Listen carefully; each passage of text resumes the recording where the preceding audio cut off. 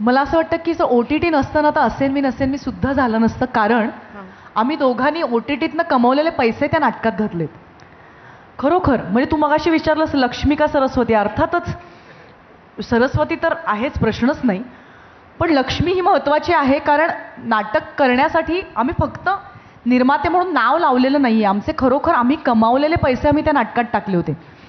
त्यामुळे जर ते यशस्वी झालं नसतं तर खरोखर बँक बॅलन्स पूर्णपणे नीलवर येण्याचीच ती वेळ होती. पण तितके पैसे टाकता आले याचं कारण OTT होतं, कारण OTT त्या प्रकारचे पैसे आम्हाला दोघांना मिळत होते.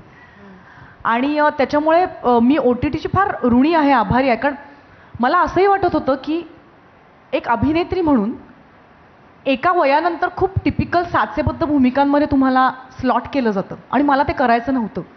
मला दीप्ती नवलजींची मी एकदा मुलाखत घेतली होती, तेव्हा त्यांनी मला हे सांगितलं होतं की मी सगळं सोडून चित्र काढायला निघून गेले, कारण की मला त्या भूमिका यायला लागल्या.